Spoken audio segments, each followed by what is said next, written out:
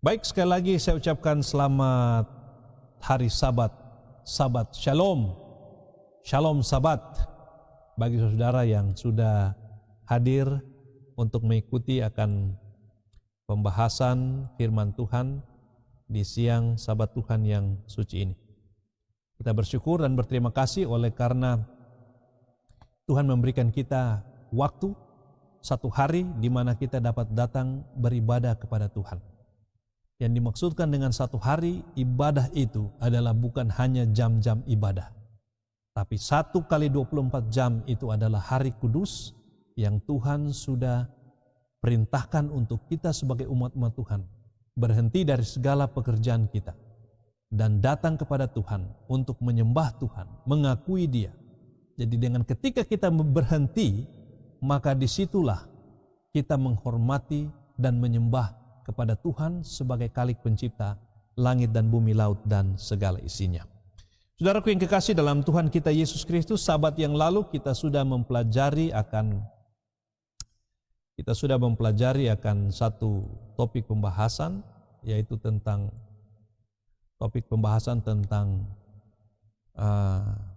jubah kebenaran Kristus. Ya. Kita sudah mempelajari tentang jubah kebenaran Kristus yang sudah dipakaikan kepada kita, yaitu karakter Kristus yang dipakaikan kepada kita. Nah, pada Sabat ini ada hubungannya juga dengan pelajaran pada Sabat yang lalu dengan pelajaran Sabat ini. Sebelum saya lanjut, saya mungkin memberikan akan pengumuman resmi mewakili daerah misi Papua, bahwa pada hari Minggu besok,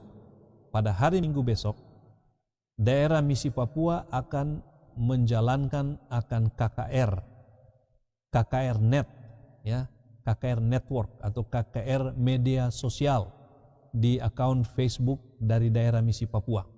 Untuk itu dihimbau kepada setiap umat Tuhan, baik saudara-saudara juga yang ada di grup Facebook online ini. Saudara dihimbau untuk mengikuti akan KKR Net daerah misi Papua yang akan dimulaikan besok hari tepat jam 7 malam. Ya, tepat jam 7 malam. Itulah sebabnya mulai saudara harus hemat-hemat data supaya saudara bisa kebagian berkat-berkat rohani. Di akhir daripada KKR Net ini, kalau saudara mengikuti dengan baik, bagi anak-anak anggota yang sudah mengikuti dengan baik dan ingin untuk dibaptiskan, menerima Kristus sebagai Tuhan dan Juru Selamat pribadi, maka kami akan membuka ruang untuk baptisan pada hari Sabat. Dan juga saudara yang sementara ini sudah mempelajari akan kebenaran firman Tuhan, yang sudah menunggu waktunya akan dibaptiskan, saudara bisa menghubungi kami agar pada hari Sabat depan akan ada baptisan, ya, akan ada baptisan yang tentunya juga akan disiarkan secara live kalau ada baptisan. Jadi saudara yang akan dibaptiskan akan disiarkan secara live. Namun pada Sabat depan kami akan bergabung dengan studio daerah misi Papua untuk mengikuti akan program pada hari Sabat penutupan KKR daripada daerah misi Papua. Untuk itu saya menghimbau bagi saudara untuk mempersiapkan diri untuk mengikuti akan pekabaran demi pekabaran yang indah, untuk menguatkan akan rohani kita semakin siap untuk menantikan kedatangan Yesus yang sudah tidak lama lagi. Demikian informasi, mari kita lanjutkan. Bahwa Sabat lalu kita sudah mempelajari tentang jubah kebenaran Kristus yang dipakaikan kepada kita ketika kita menerima Yesus Kristus sebagai Tuhan dan Juru Selamat pribadi. Dan jubah ini adalah menunjukkan identitas kita, ya, identitas kita sebagai orang Kristen, dan jubah ini melekat di tubuh kita. Jubah ini melekat dan tidak bisa kita lepas oleh karena dia melekat di tubuh kita. Ada cerita yang menarik di sepanjang minggu ini yang saya lihat di media sosial yang sementara viral. Ada seorang kepala desa yang dipukul oknum, ya, Karena ini sudah viral ya, dipukul oleh oknum TNI. Setelah dicek-cek kenapa dipukul, oh ternyata kepala desa itu dia tidak pakai pakaian dinas, tidak pakai pakaian apa namanya, pakaian seragam kepala desa, sehingga disangkanya rakyat biasa, ya. Tapi saudara, ini cerita ini jangan dikembangkan, tapi cerita ini memberikan satu gambaran kepada kita bahwa sebagai orang Kristen kita tidak boleh lepas kita punya jubah. Kita tidak boleh lepas kita punya jubah. Oleh karena ketika kita lepas kita punya jubah, kesempatan daripada kuasa kegelapan untuk serang kita. Ya, dan tentunya kita akan apa? Kita akan jatuh. Jubah itu melekat di tubuh kita dan kita bawa kemana-mana. Ya, jangan juga kita sebagai orang Kristen disebut orang Kristen ganti-ganti jubah. Artinya begini saudara, ya. Jangan hanya ke gereja saja yang pakai apa? Jubah ini. Jangan hanya ke gereja saja pakai karakter Kristus. Jangan hanya ke kantor saja hanya pakai karakter Kristus. Jangan hanya di dalam rumah. Kemana saja kita pergi, aktivitas apa saja yang kita lakukan, kita tidak terlepas daripada jubah. Karena jubah itu melekat di tubuh kita. Jadi entah kita berolahraga, main bulu tangkis kah, sementara smash-smash, ingat, kita ini sementara apa? Kenakan kita punya jubah kebenaran Kristus. Identitas kita akan dinilai menurut identitas kita.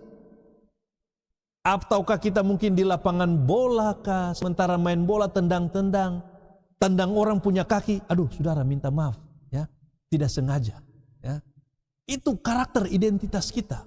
Harus itu melekat di tubuh kita, sehingga kita kemana saja, aktivitas apa saja yang kita lakukan, tetap kita menggunakan akan apa? Menggunakan akan jubah sebagai identitas diri kita. Baik, pada Sabat ini kita akan bahas tentang satu pembahasan di dalam Matius pasalnya yang ke-20. Mari bersama-sama dengan saya untuk buka Matius pasalnya yang ke-20. Ya. Matius pasalnya yang ke-20. Supaya saudara bisa mengikuti dari rumah, mari kita sama-sama buka di dalam Matius pasalnya yang ke-20. Ceritanya sudah diceritakan tadi oleh istri saya tentang perikop di sana adalah perumpamaan tentang orang-orang upahan di kebun anggur. Namun kalau saudara lihat khotbah saya, judul khotbah saya pada Sabat ini adalah roh pelayanan, ya, roh pelayanan. Sangat penting untuk melihat umat-umat Tuhan yang mengerjakan akan pekerjaan Tuhan memiliki akan roh pelayanan yang benar.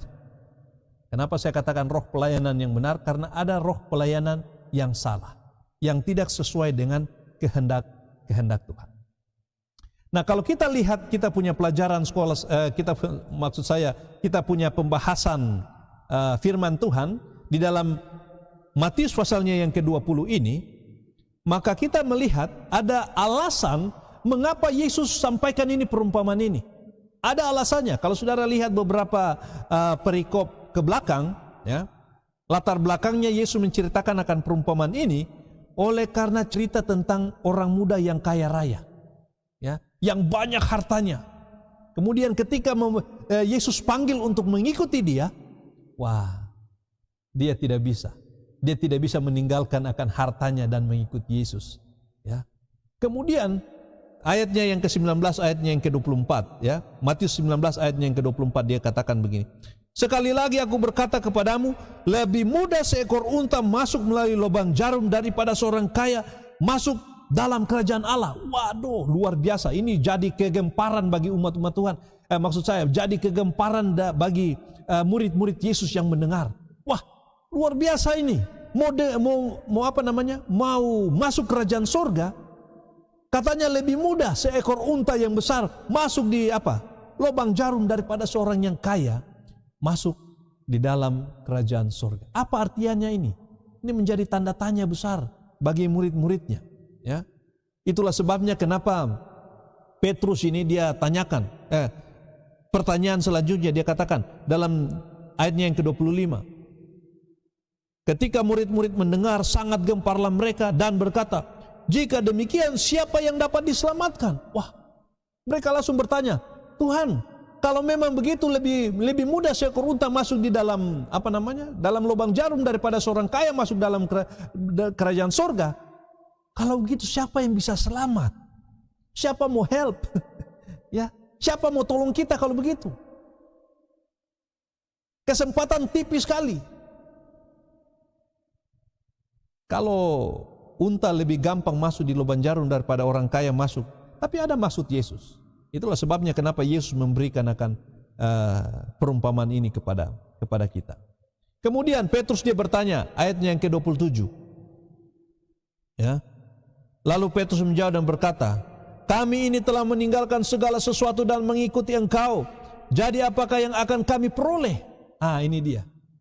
Yesus mulai bilang, wah ini bahaya ini masalah ini ya. Kalau murid-murid tetap di dalam pendirian, tetap di dalam pemahaman, di dalam pelayanan ini, sama seperti Petrus, bekerja hanya untuk pahala, sama dengan Petrus bilang, kalau kita orang ini yang sudah tinggalkan, kita punya segala sesuatu, kemudian mengikuti Kristus, pahala apa yang akan kita dapat? Nah, itu yang menjadi pertanyaan Petrus ya. Itu yang menjadi pertanyaan Petrus. Sehingga Yesus pun memberikan akan perumpamaan ini supaya jangan umat-umat Tuhan atau supaya jangan murid-murid Yesus ini salah di dalam roh pelayanannya, salah memiliki roh pelayanan di dalam pelayanan kepada Tuhan. Di dalam perumpamaan-perumpamaan Tuhan Yesus, halaman 307 disampaikan demikian. Sementara mereka tertarik oleh kasih Yesus Kristus, murid-murid itu sama sekali tidak bebas dari sifat orang Farisi. Ternyata di sini masalah adalah walaupun mereka sudah mengikuti Yesus, tapi masih ada ragi-ragi orang Farisi itu atau sifat-sifat orang Farisi. Dan tidak heran kalau saudara buka Matius pasalnya yang ke-23, beberapa pasal kemudian, ini Yesus menemplak ini ahli-ahli Taurat dan orang-orang Farisi. Nah, luar biasa itu.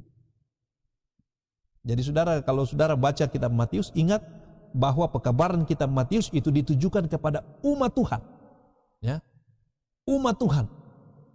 Jadi kita bisa lihat bahwa pekabaran atau perumpamaan ini dituliskan juga kepada kita, agar kita memiliki roh pelayanan yang benar. Lanjut kutipannya demikian. Mereka mendambakan roh yang suka meninggikan diri, dan mereka puas terhadap diri sendiri dan mengadakan perbandingan di antara sesamanya. Lanjut lagi, kemudian jangan-jangan murid-murid akan kehilangan pandangan mengenai dasar-dasar penginjilan. Kristus menyampaikan kepada mereka sebuah perumpamaan yang menggambarkan sikap di mana Allah memperlakukan hamba-hambanya dan roh di mana Ia ingin agar mereka bekerja baginya. Jadi inilah yang diinginkan oleh Yesus, agar murid-murid Yesus dan juga umat-umat Tuhan memiliki akan roh pelayanan yang benar. Jangan sampai kita ini tertipu, jangan sampai ini kita terbawa dalam arus, sehingga Yesus memberikan prinsip roh pelayanan yang benar itu seperti apa. Mari kita lihat, mari kita mulai. Ya, mari kita mulai. Saya akan berhenti kalau khotbah saya sudah selesai. Ya, saya sudah tidak akan cut lagi. Saya akan berhenti kalau khotbah saya sudah selesai. Jadi saudara di rumah buat diri Anda senyaman mungkin, ya, senyaman mungkin. Dengar dengan baik, berdoa dalam hati supaya Roh Kudus dapat mengartikan itu di dalam kehidupan saudara lebih jelas. Baik, mari kita mulai. Ayatnya yang pertama, adapun hal kerajaan sorga sama seperti seorang tuan rumah yang pagi-pagi benar keluar mencari pekerja untuk kebun anggurnya. Perlu saya garis bawahi, kalau saudara dapati di dalam kitab pekabaran Injil, Matius, Markus, Lukas, kemudian ada sana tertulis hal kerajaan sorga seumpama, atau hal kerajaan sorga sama seperti, ya, penabur atau tuan rumah atau apa saja itu. Pekabaran ini ditujukan kepada mereka yang mau masuk surga. Ya, pekabaran ini tidak ditujukan kepada mereka yang tidak mau masuk surga, tapi pekabaran ini ditujukan kepada mereka yang masuk surga. Jadi seringkali perikop ini ditujukan kepada, wah ini hanya pendeta-pendeta saja, ini ada pada pelayan-pelayan, kita orang ini tidak. Oh tidak, saudara. Ketika dia bilang hal kerajaan surga sama seperti, artinya pekabaran di dalamnya ini kepada mereka yang mau masuk surga. Ya sudah, barang tentu saudara mau masuk surga, saya juga mau masuk surga. Mari kita sama-sama lihat prinsip pelayanan yang benar, sehingga jangan kita salah arah. Ketika kita diberikan tugas tanggung jawab, baik di gereja, baik juga di rumah, di mana saja, gunakan prinsip pelayanan Kristen yang benar. Baik juga di pekerjaan kita, tidak ada salahnya kita mengaplikasikan prinsip-prinsip pekerjaan rohani atau prinsip-prinsip roh pelayanan Kristen itu di tempat di mana kita bekerja. Ingat bahwa kita telah memakai jubah kebenaran Kristus. Jadi di mana saja kita berada, prinsip-prinsip ini harus mengikuti kita sebagai identitas kita sebagai umat Tuhan. Bagi saya ini hanya ada 3 kelompok. Bukan ada berapa kelompok. Ada memang datang pagi-pagi, ada jam 9, ada jam 12, ada jam 3, kemudian ada jam 5. Seperti ada berapa kelompok? Ada 5 kelompok, tapi tidak. Saya kategorikan mereka ini ke dalam 3 kelompok. Yang pertama, kelompok yang pertama adalah kelompok yang datang, kelompok yang dipilih pada pagi-pagi. Pagi-pagi, ini kelompok yang rajin, saudara. Kenapa? Oleh karena mereka ini adalah kelompok yang pagi-pagi mereka sudah bangun, ya. Oleh karena kepedulian mereka terhadap nafkah untuk menafkahi akan keluarga, maka pagi-pagi mereka sudah bangun supaya mereka bisa dipilih untuk dapat pekerjaan pada hari itu. Mereka ini disebut pekerja harian, ya, pekerja harian. Ini adalah kebiasaan daripada di Timur Tengah, ya, pekerja di Timur Tengah. Karena di Timur Tengah itu banyak ladang pekerjaan, ya, perkebunan dan lain sebagainya. Maka setiap pagi, ya, biasanya mereka yang akan bekerja, mereka sudah berada di pinggir-pinggir jalan, dan kemudian lewatlah ini tuan-tuan yang punya ladang, kemudian mulai mengambil mereka. Ada yang dipilih, ada yang tidak dipilih. Ya. Tapi kasus yang pertama ini, mereka ini pagi-pagi mereka sudah dipilih. Kemudian 1 hari 1 dinar, deal? Oke, deal. 1 hari 1 dinar. Tapi 1 hari 1 dinar ini adalah, 1 dinar ini cukup besar untuk upah kerja di Timur Tengah pada saat itu, pada zaman Yesus, ya. Cukup 1 hari 1 dinar. Itu upah kerja yang lazim pada zaman Kristus. Kemudian setelah mereka kelompok yang pertama ini pergi ke ladang, ada kelompok yang kedua. Kelompok yang kedua ini adalah jam 9, jam 12, jam 15. Mereka ini yang tidak datang tepat waktu. Mereka ini tidak datang tepat waktu. Bisa saya katakan mereka ini juga, ya, mungkin datang bukan pagi-pagi jam 6, mungkin jam 9, jam 8 baru mereka ke sana. Siapa tahu ada yang masih. Dan tuan yang baik hati ini pun ke sana dan dapati mereka jam 9, ya. Jam 9, jam 12, jam 15. Oh, pergilah ke ladang. Tapi ada yang kurang. Seperti yang pertama mereka deal 1 hari 1 dinar, tapi kelompok yang kedua yang jam 9, jam 12 dan jam 3 ini, tuan ini bilang apa? Nanti apa yang pantas saya berikan kepada kamu. Ya. Jadi dia tidak bilang lagi 1 hari sama dengan 1 dinar, tapi dia bilang, nanti apa yang pantas nanti yang saya kasih untuk kamu. Ya. Jadi maka pergilah mereka. Tapi sebelum, biasanya jam kerja mereka adalah jam 6 pagi sampai jam 6 sore. Ya. Pada jam 5 sore ini tuan pesta juga, tuan ladang ini, mereka tuan kebun ini dia jalan lagi, dia lihat ada lagi orang yang berdiri tunggu pekerjaan. Ya, ini mereka ini adalah mereka yang menganggur seharian. Ya, tidak tahu, kasihan mereka ini mungkin kelihatan fisik mereka mungkin lemah, mungkin tidak kelihatan mereka tidak kuat kah, atau mereka tidak kekar. Biasanya tuan-tuan yang mau datang hire orang-orang kerja itu lihat dulu dari postur. Oh ini ya, ini mantap ini bisa kerja 1 hari full, mantap ini. Tapi mungkin saja orang-orang yang datang jam 5 sore ini, mereka ini punya fisik mungkin lemah-lemah, dari muka mereka itu dapat lihat sakit-sakit, atau mungkin sehingga mereka tidak dipilih oleh tuan-tuan ladang yang lain. Sehingga kasihan mereka ini tunggu, bahkan sudah mau habis jam kerja mereka masih tunggu. Kasihan kalau ada orang yang bisa hire mereka, kalau ada orang yang bisa datang walaupun hanya kerja satu jam saja sudah cukup, sudah lumayan. Ya, kemudian tuan kebun ini dia tanya, kenapa kamu nganggur-nganggur begini? Tidak ada orang yang mempekerjakan kami. Mereka bilang, oh Tuhan, tidak ada orang yang mempekerjakan kami. Dari pagi kami sudah berdiri di sini, tapi tidak ada lagi. Tidak ada orang yang mempekerjakan kami. Ya mungkin juga karena mereka kelihatan yang seperti saya bilang tadi.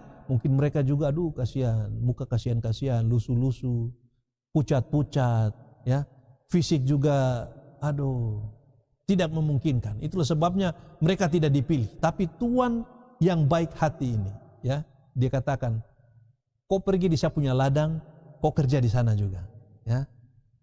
Dan bagian yang ketiga ini, kalau tadi bagian yang kedua, kelompok yang kedua Tuhan bilang, nanti apa yang pantas saya berikan untuk kamu. Tapi mereka yang kerja jam 5 sore ini, dia tidak janji apa-apa. Dia tidak janji apa-apa. Ini saudara lihat dia punya perbedaan.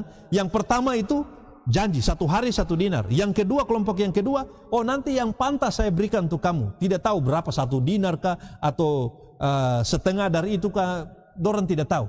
Tapi bagian yang ketiga ini, aduh, tidak bilang apa-apa lagi. Tapi walaupun tidak dijanjikan apa-apa, mereka kelompok yang terakhir ini, mereka aduh bersyukur sekali. Ada Tuhan yang baik hati yang mau memperkerjakan mereka. Ada Tuhan yang masih mempedulikan mereka. Berapa saja sudah yang nanti mau dikasih, kita terima sudah. Yang penting pulang ke rumah itu ada yang dikasih untuk keluarga bisa pakai makan. Luar biasa ini cerita ini. Saudaraku, saya baca ulang-ulang cerita ini, sungguh sangat luar biasa. Bukan hanya memberikan satu pengetahuan tentang roh pelayanan yang benar, tapi juga cerita ini memberikan satu pengharapan, memberikan satu sukacita, ya, sukacita yang luar biasa ketika kita bekerja sama dengan Tuhan kita untuk menyelesaikan akan pekerjaan Tuhan ini. Ya, jadi sudah tidak ada lagi dijanjikan, oh mau kasih ini, tidak ada lagi. Ya. Kemudian tiba saat untuk payroll, ya, terima gaji. Setelah kerja, ya, terima gaji. Saat terima gaji, kemudian Tuhan ini bilang, oh bayar mulai dari yang kerja paling lama. Maksud saya, bayar dari yang kerja mulai dari jam 5. Yang kerja 1 jam, kerja ada 3 jam, kerja mungkin 4 jam, kerja mungkin 6 jam, dan yang kerja 12 jam. Bayar. Ya. Karena dari jam 6 sampai jam 6. Jam 6 pagi sampai dengan jam 6 sore itu 12 jam. Ya. Bayar mulai dari yang terakhir. Ya. Bayar mulai dari yang terakhir. Mulai dari paling last day. Wah, muncullah ini mereka yang paling dikumpulah mereka semua, kemudian yang paling terakhir ini, ya, kemudian Yesus memberikan 1 dinar kepada mereka. Saudara bayangkan saja, coba bayangkan di dalam saudara punya pemikiran bahwa saudara sementara berkumpul bersama-sama dengan mereka. Yesus tahu kalau hal ini dia lakukan akan terjadi masalah. Akan terjadi masalah. Yesus tahu, bukan Yesus tidak tahu. Ya. Kalau dalam cerita ini Yesus rubah dia punya skenario, mungkin bayar dari mereka yang tadi pagi-pagi datang kerja, 1 dinar ini kau punya, kau pulang habis masalah. Ya. Kemudian Yesus bayar yang terakhir 1 dinar juga, mereka pulang tidak ada masalah. Tapi ketika Yesus rubah dia punya skenario ini, jadi masalah bagi mereka. Ya, masalah bagi mereka. Itulah sebabnya, ya, ketika Yesus tentunya ingin mengajarkan sesuatu bagi murid-muridnya tentang roh pelayanan yang benar. Jadi dibayarlah mulai dari yang paling terakhir ini 1 dinar. Wah, ketika dibayar 1 dinar, oh ini yang datang dari jam pagi nih, oh luar biasa. Mereka sudah dalam hati nih, oh pasti nih, yang kerja 1 jam saja mereka dapat 1 dinar. Apalagi kita orang yang tak ada panas dan terik dan setengah mati nih, waduh, pasti kita akan dapat lebih daripada itu. Kita punya upah dibayar 2 kali lipat, karena kita kerja yang paling banyak. Ya, kita yang paling banyak menderita, kita yang paling banyak tak ada panas. Jadi kita orang nanti akan dibayar paling banyak. Ya, ini sangkanya seperti begitu. Tapi ketika sampai pada yang terakhir, ya, yang dibayarkan, yang datang jam 6 pagi, ketika dibayarkan 1 dinar, mereka komplain luar biasa. Ya, mereka bilang ini tidak benar. Ya, Tuhan ini tidak benar. Ya, Tuhan ini jahat. Mereka pikir mereka akan dapat banyak, tapi ternyata yang mereka dapatkan tidak sesuai dengan apa yang mereka kerjakan. Tapi Tuhan ini bilang, deal kan, 1 hari 1 dinar, tidak ada masalah. Ya, apa yang Anda persoalkan? Tidak ada. Wah, ini memberikan satu kecemburuan, ini memberikan satu persungutan yang luar biasa. Ya, persungutan yang luar biasa. Nah, inilah roh yang Yesus tidak mau murid-muridnya miliki ketika ada di dalam pelayanan pekerjaan Tuhan. Tidak boleh ada. Dan ini teguran keras bagi hamba-hamba Tuhan, teguran keras bagi para majelis ketua-ketua jemaat yang melayani di Ka'bah Tuhan. Roh-roh ini harus disingkirkan dari tengah-tengah kita. Jangan sampai roh-roh inilah yang nanti akan merusak akan pekerjaan Tuhan. Ada 3 roh, ya, yang menggerakkan para pekerja yang tidak benar ini, atau roh yang tidak benar ini, yang saya garis bawahi di dalam pelajaran Alkitab pada saat ini. Yang pertama adalah yang harus kita hindari, Matius pasalnya yang ke-20, ayatnya yang ke-10. Kemudian datanglah mereka yang masuk terdahulu, sangkanya akan mendapat lebih banyak. Saya coba lihat lagi kata sangkanya. Kalau di dalam bahasa Yunani, katanya ini adalah nomizo. Nomizo.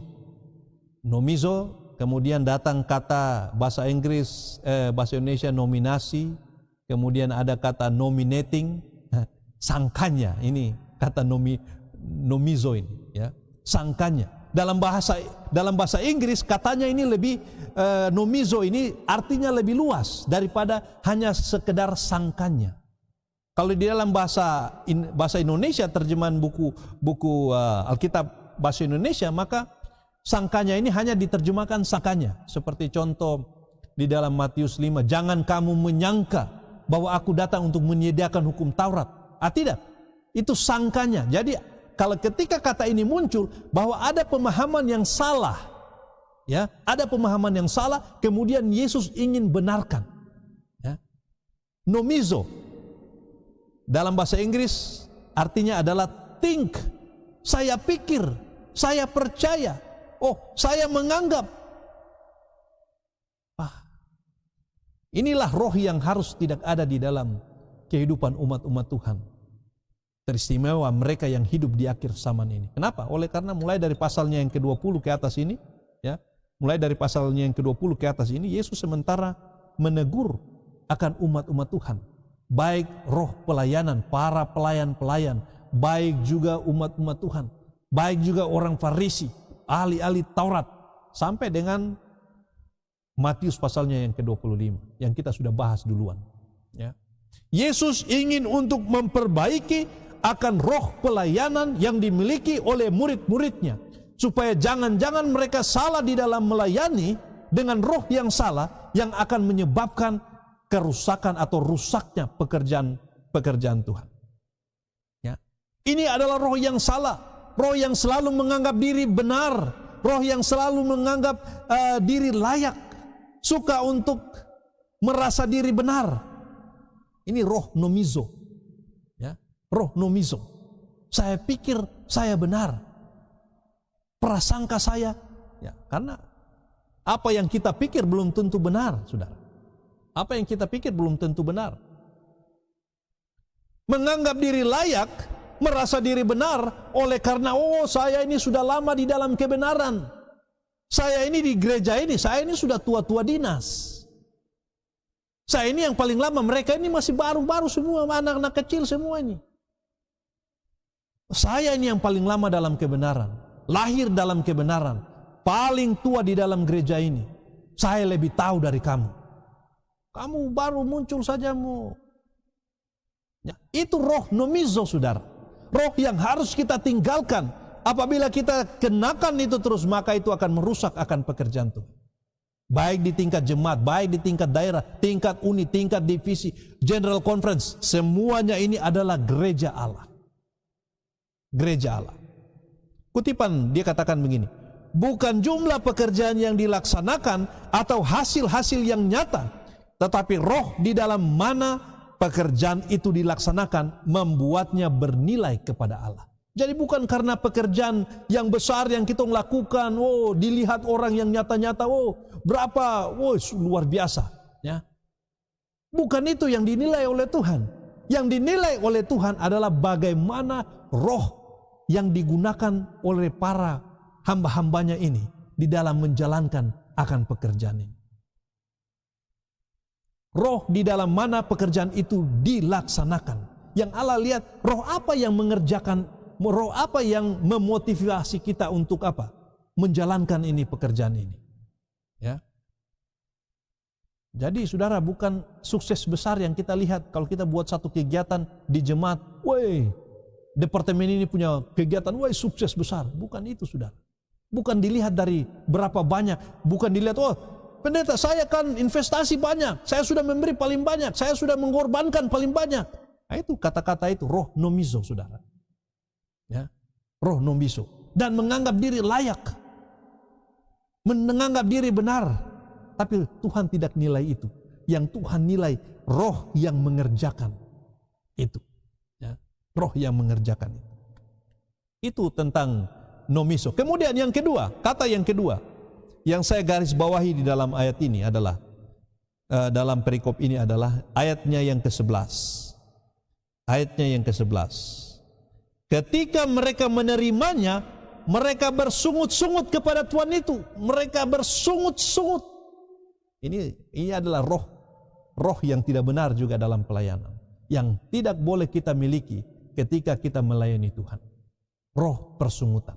Dalam bahasa aslinya disebut gogiso. Nah, saudara jangan lupa ini, gogiso. Kalau kita orang sedikit-sedikit kita mau bersungut-sungut, sedikit-sedikit kita mau bersungut-sungut, ingat gogiso. Jangan gogiso. Ya. Jangan gogiso. Kenapa? Jangan ada roh persungutan. Gogiso ini di dalam kemunculannya di dalam perjanjian baru dia hanya muncul 7 kali saja. Jadi gampang sekali kita mau lihat ini apa arti dari kata ini, gogiso. Dari arti kata ini, ya, gogiso, ketika ini mereka yang mendapat hanya 1 dinar 1 hari, padahal kerja paling banyak, ya, tua-tua dinas, tua-tua dalam kebenaran, tapi hanya dapat 1 dinar 1 hari, maka mereka gogiso, saudara. Mereka bersungut-sungut. Gogiso di dalam arti bahasa Inggris yang lain disebut grumble atau menggerutu, muter, bergumam, komplain, ya, mengeluh, kemudian speak secretly, bicara diam-diam, bisik-bisik, kemudian whisper, berbisik-bisik. Ini roh gogiso, saudara. Ya, ada sesuatu yang tidak sesuai dengan kita punya pemikiran, ada sesuatu mungkin saja itu berupa keputusan yang tidak sesuai dengan kita punya kehendak, tidak sesuai dengan kita punya selera, maka mulai bergumam, grumble, bahasa Inggrisnya grumble. Itu roh gogiso, saudara. Ketika kita tidak setuju dengan sesuatu yang kita mau lakukan bersama-sama, kemudian mengeluh, mulai berbicara pelan-pelan, ya. Sebenarnya begini, ini kenapa harus begini, ya? Ini kenapa harus begini, seharusnya tidak boleh begini. Grumble, ya. Berbicara secara pelan-pelan. Saudara, itu roh gogiso, saudara. Itu roh gogiso. Dan roh ini tidak boleh ada di dalam umat-umat Tuhan. Ketika kita mau melayani akan Tuhan kita. Karena di dalam Yohanes pasal 6 ayatnya yang ke-43, di sana Yesus katakan bahwa jangan kamu gogiso. Jangan kamu bersungut-sungut. Ini hukum, saudara. Kalau Yesus bilang jangan, jangan. Ya. Jangan kita bilang jangan tapi buat-buat. Oh, tidak bisa. Kalau itu merupakan hukum, tidak boleh. Sama seperti Yesus bilang 10 hukum di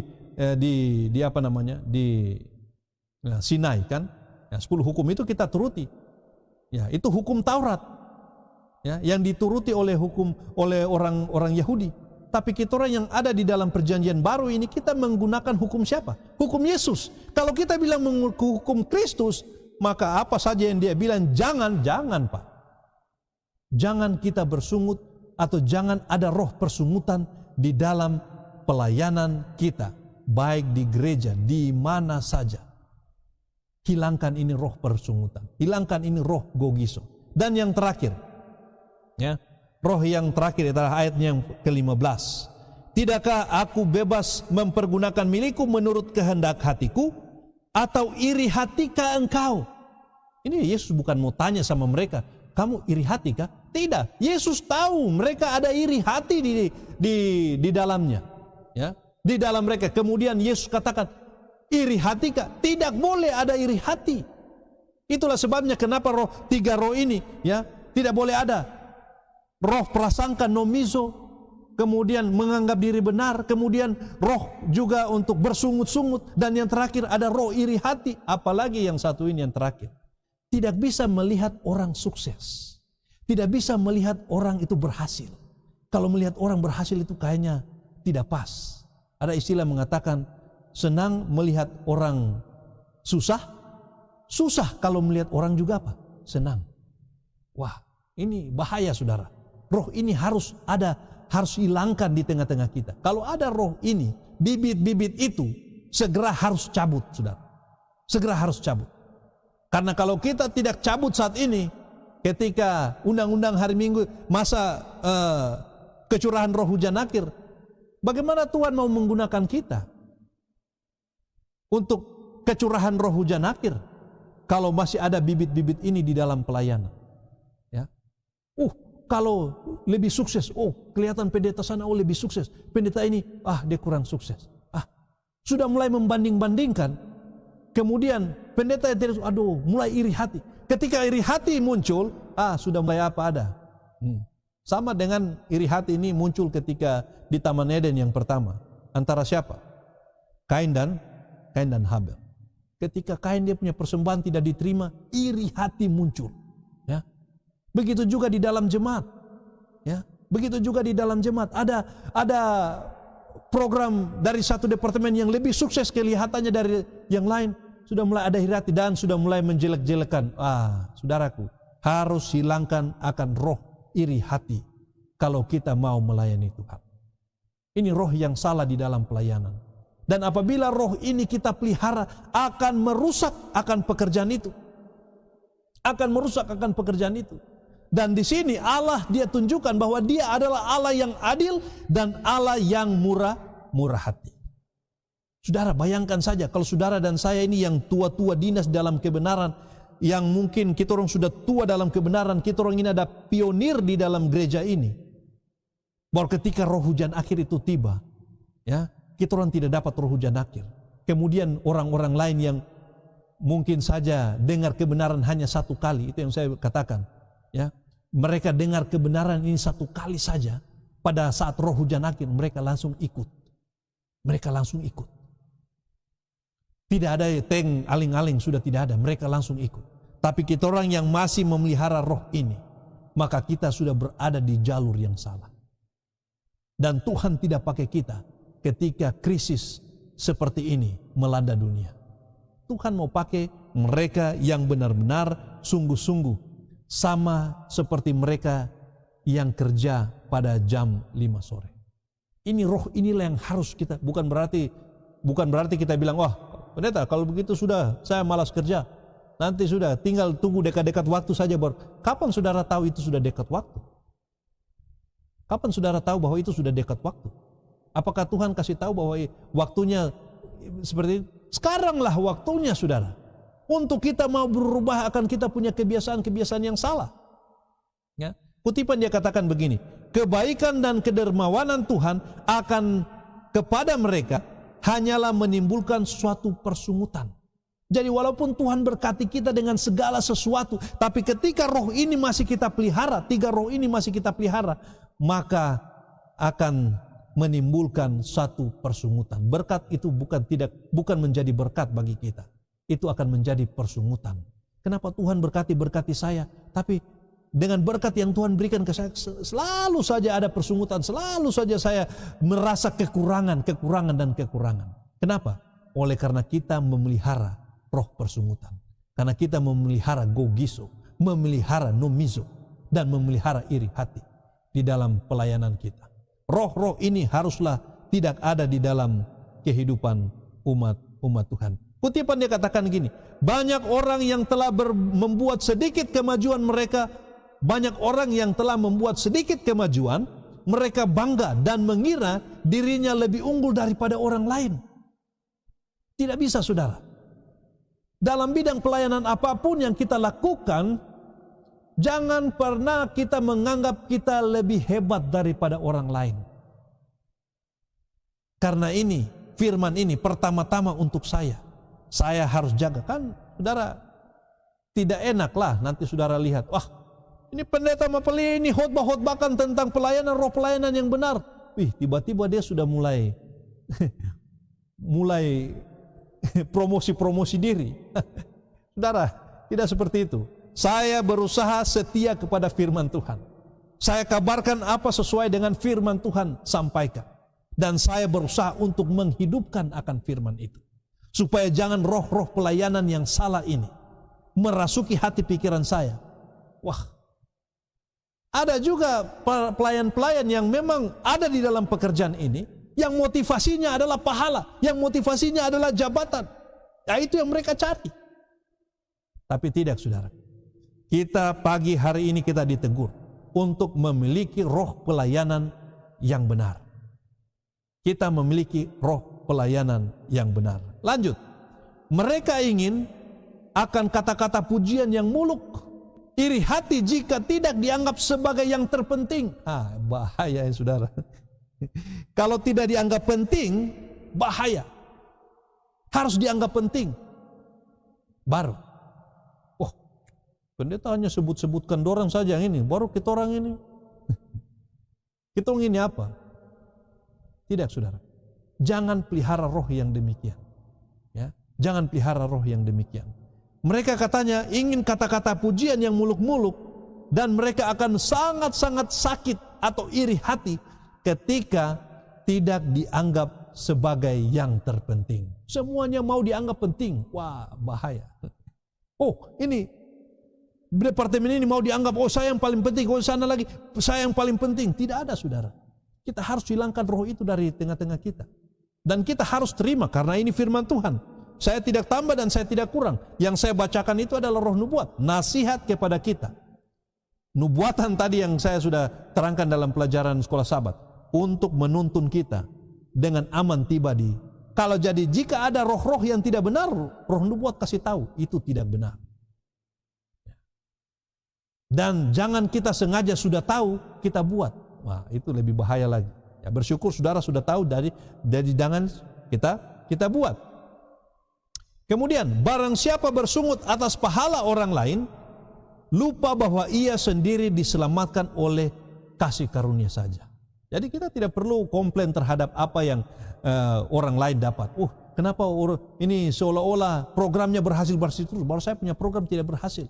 Ya, tidak seperti itu. Ya, jangan kita bersungut atas apa kesuksesan daripada orang lain. Malah kita mensyukuri akan kesuksesan daripada saudara-saudara kita. Kita mensyukuri akan para mereka yang sukses di dalam pekerjaan. Kita syukuri, bukan kita iri hati, bukan kita tidak. Harus roh itu harus dijauhkan dari tengah-tengah kita. Perumpamaan dari hal pekerja ini menegur segala bentuk iri hati dan prasangka. Ya. Tadi ini kutipan roh nubuat katakan, tapi saya tadi bawa dari segi arti kata. Nyonya Ellen G. White dia tidak belajar bahasa Greka dengan baik, tapi Tuhan titipkan hikmat, Tuhan titipkan nubuatan kepada dia. tidak keluar dari apa yang firman Tuhan ini katakan. Bahwa roh-roh ini harus disingkirkan dari setiap para pelayan-pelayan Tuhan.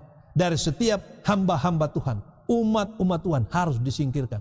Disingkirkan dari mereka yang mau masuk kerajaan surga. Jadi jangan bilang, itu hanya untuk para pelayan-pelayan, itu hanya para majelis, itu hanya untuk ketua-ketua, itu hanya untuk pendeta-pendeta. Kita umat biasa ini tidak. Oh tidak, saudara. Saudara mau masuk surga kah tidak? Kalau saudara mau masuk surga, ini nilai-nilai ini, roh-roh ini harus dihilangkan dari tengah-tengah kita. Ya. Orang yang memiliki kasih hanya membandingkan dengan keelokan Kristus dan tabiatnya sendiri yang tidak sempurna. Jadi kalau kita orang punya roh yang benar itu adalah bahwa kita memiliki akan kasih kepada Kristus. Oh, berterima kasih sama seperti mereka yang datang 5 sore. Aduh Tuhan, berterima kasih sekali kau masih mau pakai kita orang. Walaupun hanya satu jam. Saya mau walaupun hanya pergi ke sana cabut-cabut rumput. Wah, saudara bisa bayangkan ini yang dari pagi tahan panas. Ya, pas pagi-pagi datang galegot. Ya. Wih, selesai galegot bikin beden. Selesai bikin beden, babat rumput. Baru yang datang 1 jam ini hanya cabut-cabut rumput sedikit saja. Tapi dengan roh yang benar, saudara. Saya tekankan, roh yang benar. Maka dialah yang dikasihi oleh Tuhan. Dialah yang dikasihi oleh Tuhan. Jangan sampai itu terjadi kepada saudara dan saya.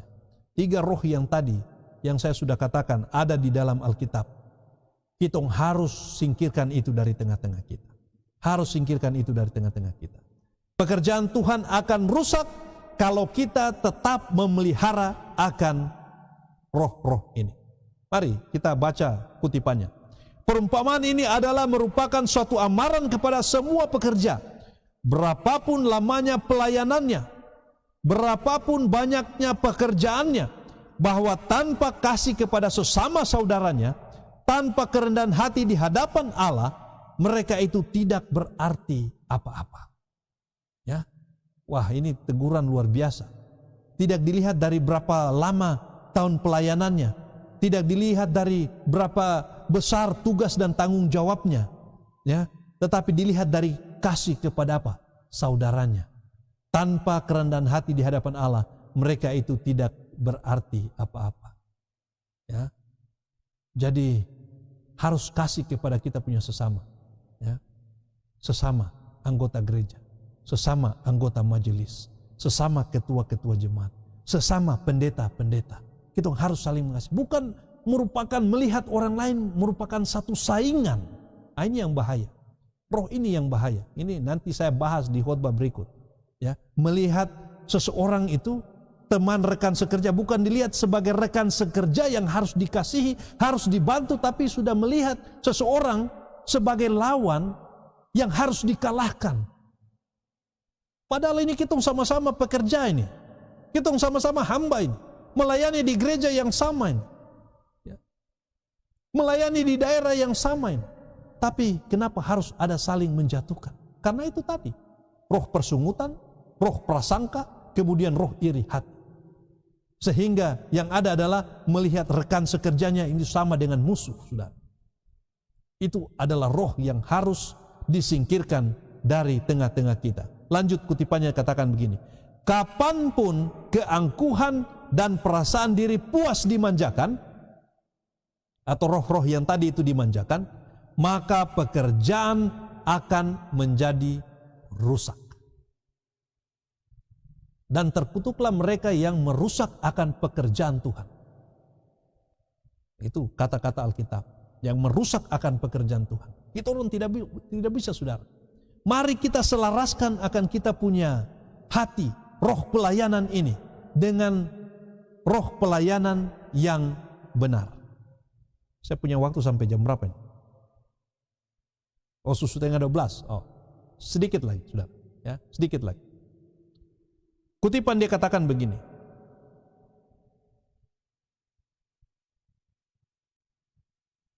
Ia memperhatikan berapa banyak dari roh Kristus yang kita dambakan dan berapa banyak dari rupa Kristus yang dinyatakan dalam pekerjaan kita.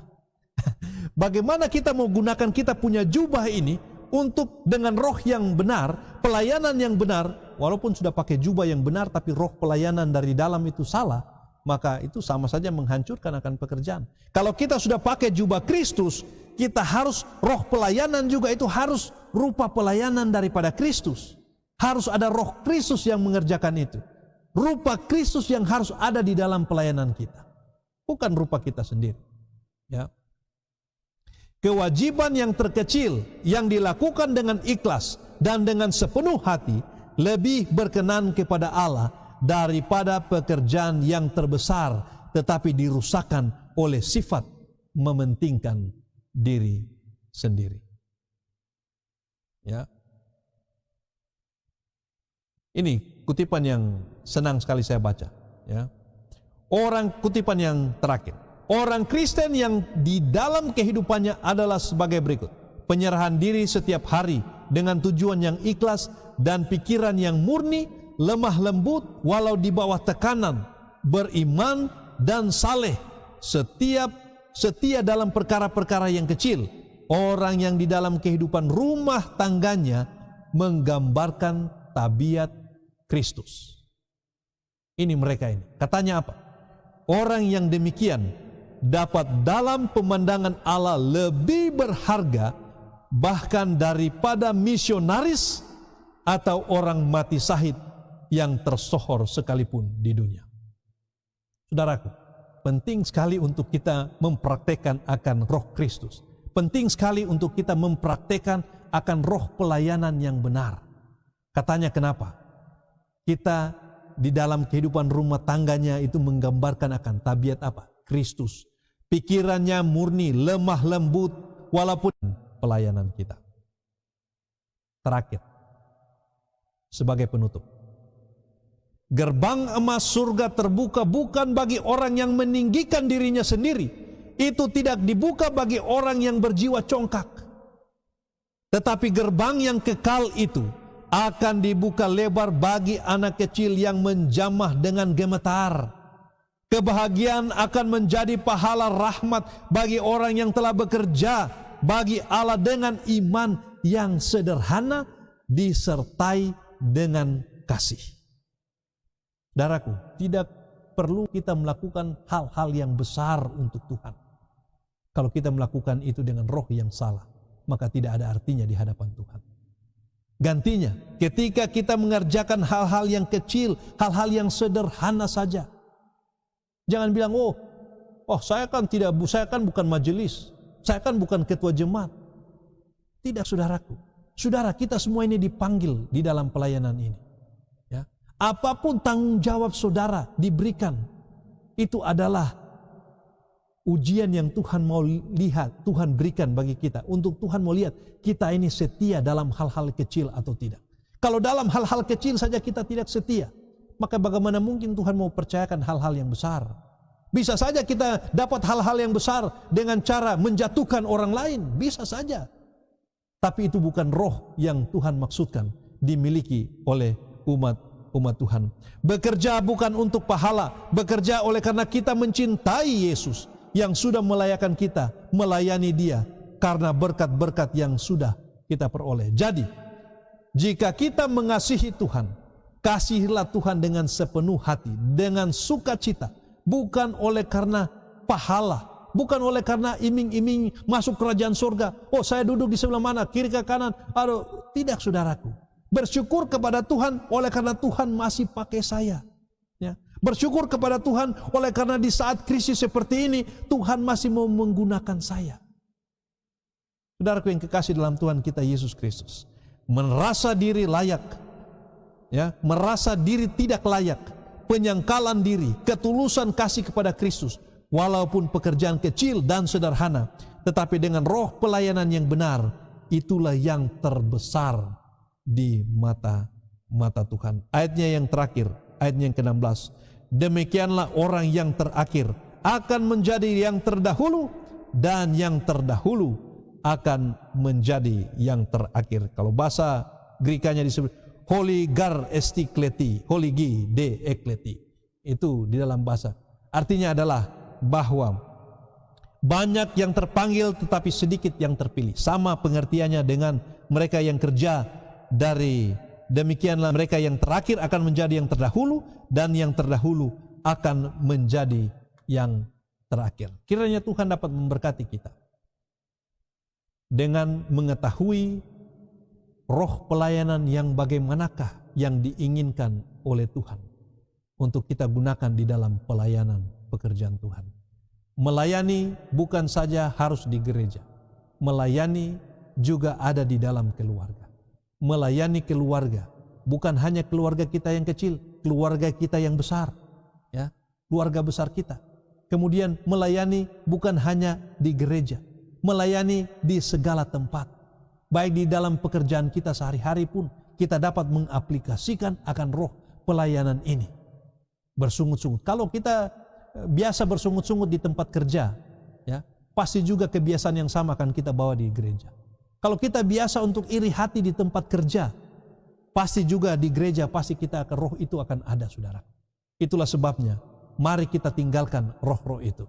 Mari kita cuci kita punya jubah agar tetap bersih, menjaga agar tetap bersih, agar bila mana Yesus datang pada kali yang kedua, maka didapati kita adalah hamba-hamba yang setia melayani dengan roh yang benar. Tuhan mengasihi saudara dan saya. Tuhan memberkati saudara.